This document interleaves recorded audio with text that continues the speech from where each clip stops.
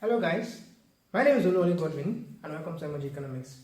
Today we shall be talking on equilibrium and shifts of the demand and supply curve. So we want to know what the impact of the shifts of the demand and supply curve is going to have on equilibrium prices and equilibrium quantities. But before then, we need to talk about the equilibrium in the market. So we have this graph depicting the equilibrium.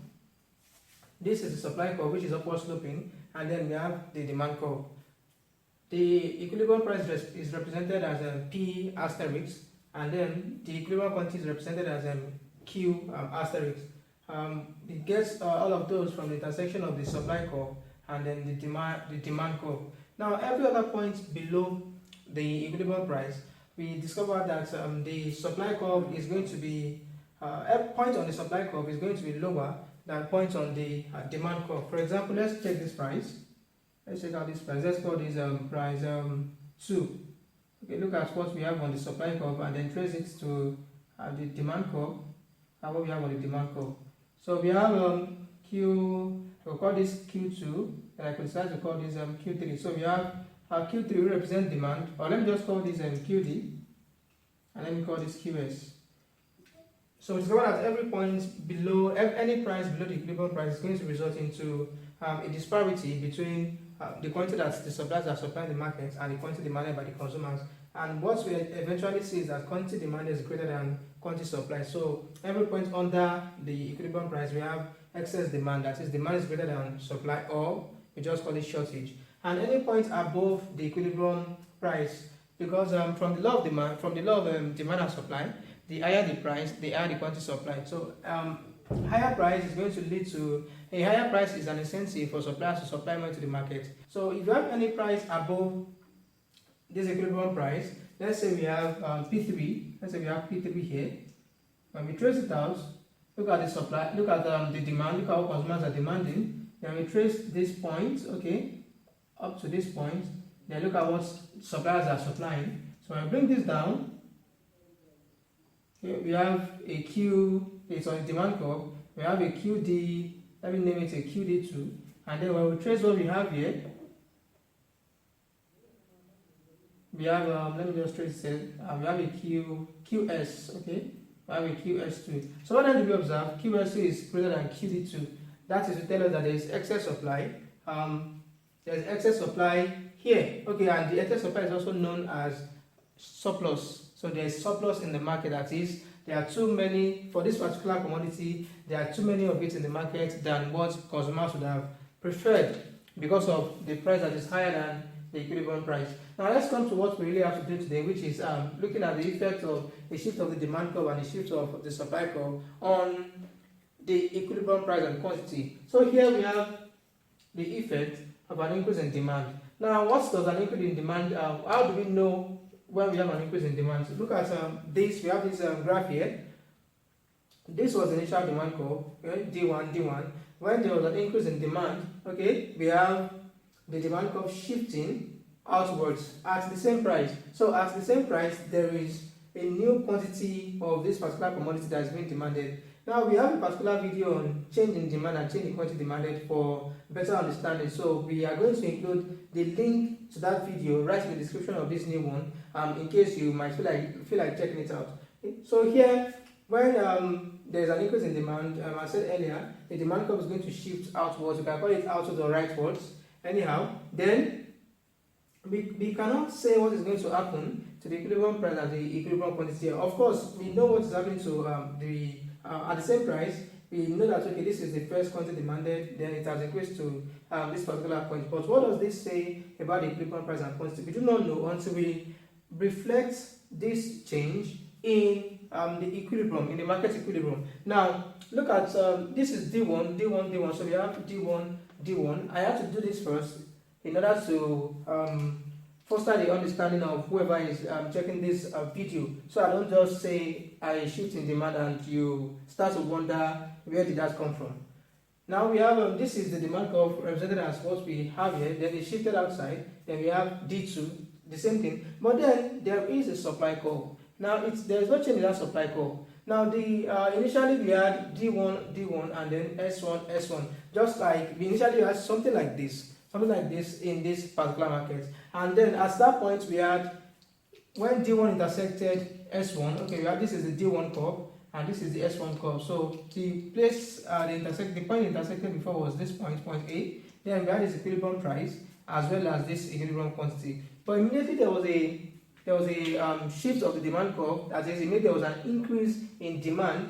We had the demand curve shifting outwards. So immediately it did that. So what we have to look for now is where the new demand curve, that is D2, is intersecting the old supply curve, that is S1. So we are looking for the intersection between S1 and D2, or D2 S1, as the case may be. So where do we have D2? This is D2 and this is D2, and we have this is S1 and this is S1. So we are intersecting, they're intersecting at this particular point. So we call it point B. Now what's happening at point B? When we trace this out to the price axis, we discover that we have a higher equilibrium price, and by the time we will trace this down, we discover that we have a higher equilibrium quantity. So given that supply remains unchanged and then there is an increase in demand according to what we have here, there's going to be an increase in the equilibrium price as well as an increase in the equilibrium quantity. We have this other case, which is checking out the effect of a decrease in supply. So we want to check out the effect of a decrease in supply on the equilibrium price as well as the equilibrium quantity. Now, what is a decrease in supply? So we have this. So if we are talking about a decrease in supply, that means we are saying that at the same price that the quantity supplied by the producers in the market has reduced. Okay, so initially we have this point. So this is S1, and at this price, okay, look at it. So we have this price, and then we have this quantity. So immediately there was a decrease in supply. What do we realize? We realize that Q1 is going to fall to Q2. So by the time we trace that out, in order to intersect with the old price, we'll be able to draw this new curve, which is representing the new supply curve, that is S2. Now this is just what a decrease in supply means. By the time we now try to reflect that on the equilibrium, what then do we observe? Look at it. We have the demand curve that is not changing because the question didn't tell us. The information given here is not about demand but about supply. Okay, so we have this is the demand curve, it's not changing. Then we have to replicate what was here and then bring it here. So this happens to be the initial supply curve, S1. So immediately there was a reduction in supply. We discovered that there is a shift, an inward shift, okay, because if you look at it, this is an inward shift or a leftward shift of the supply curve. So supply curve is shifting according to what is happening here, but then we are not going to denote this particular price because the price that we are interested in here is the equilibrium price, where the two of them are intersecting, where demand is intersecting supply. So we have this happens to be the old equilibrium, the equilibrium between S1 and then D1, which is point A. Okay, immediately supply fell inwards. Okay, we have a new equilibrium. Now the equilibrium we have to be looking for is now the one between curve S2 and then curve D1. So we have this, okay, an inward shift. Okay, so what then do we observe? We have, this is the new equilibrium, we have a higher equilibrium price, and then we have, look at the quantity, we have a lower equilibrium quantity. So, and that brings us to the conclusion that says that given that there is no change in demand and then there is a decrease in supply, or there is an inward shift of the supply curve, we are going to be having a higher equilibrium price and a lower equilibrium quantity. Okay, so now we want to consider the effect of a big increase in demand and a small decrease in supply. This is our demand. This is the graph representing the shift in demand, which is we are trying to look at the magnitude of shift this time around between demand and supply.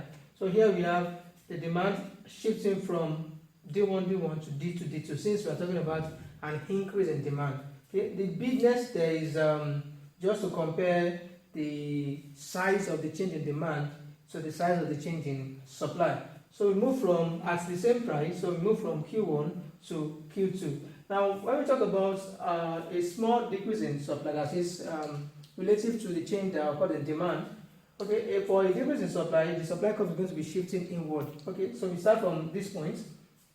So we have P1, we have a P1 here.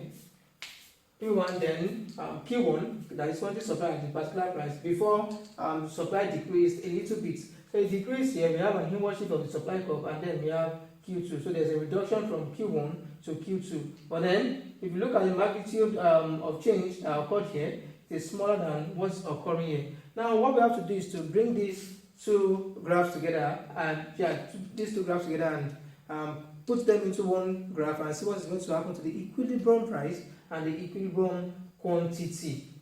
So here, what we need to recognize now is that D1 shifted to D2. So we are going to be considering the equilibrium of D2 and S1 shifting to S2, that is D2 S2. Okay, we are going to compare that with the change that occurred from S1 D1 to these new curves. So now we are here.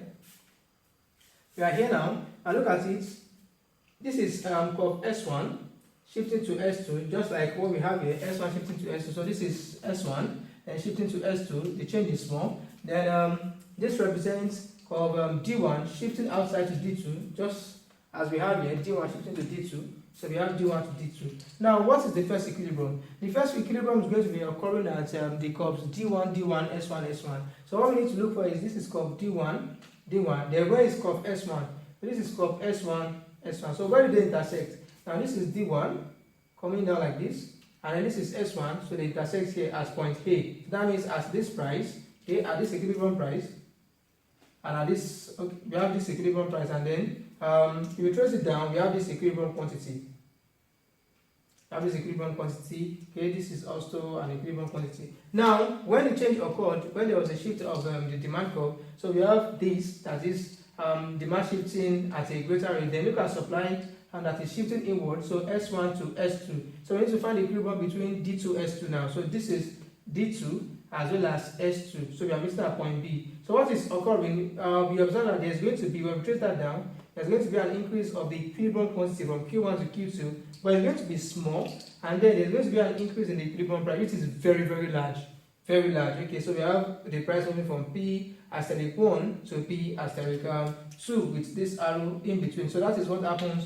That's the reflection of what happens when there is a big increase in demand and a small decrease in supply. The very next thing I want to check now is when the changes that occur in demand are the same but then in opposite directions. So what do I mean? There is an upward shift of the demand curve, that is an increase in demand, and a reduction in supply, okay, a reduction in supply of the same magnitude. So let's say demand increased by 20% and supply falls by 20%. So we want to check what is going to happen in the equilibrium. So now, look at this. Demand increased from this point to this point, that is, look at it, at the same price. So we have Q1 increasing to Q2, okay, of this magnitude. Then we have supply reducing by the same magnitude. Okay, so we have this supply curve reducing to this particular curve. So we have Q1 reducing to Q2. So now what is the change in equilibrium price as well as the equilibrium quantity? So the initial curves, we had D1 as well as S1. Okay, so it's D1 that shifted to D2. So D1 is the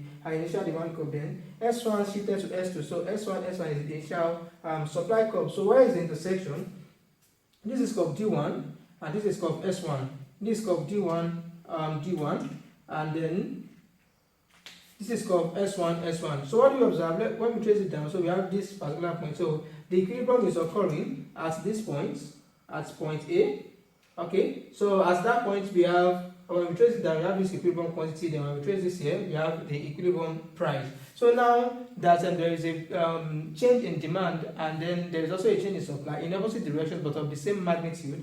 What then do we have? Demand curve is shifting from this point to this point. Okay, so this is D2, and supply curve, this supply is reducing, okay, by the same magnitude, then from S1 to S2. So what then do we observe? Okay, we check, this is the equilibrium.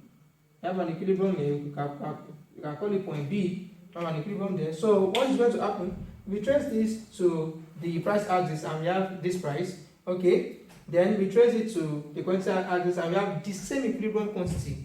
The same equilibrium quantity. But then look at what is happening to the price. The price has skyrocketed, a very, very high change in price. So price increases greatly without the quantity, the equilibrium price increases greatly without the equilibrium quantity changing at all. So thank you very much for watching this video. If you have any questions, leave them in the comment section. Remember to like this video and subscribe to our channel for more. See you next time.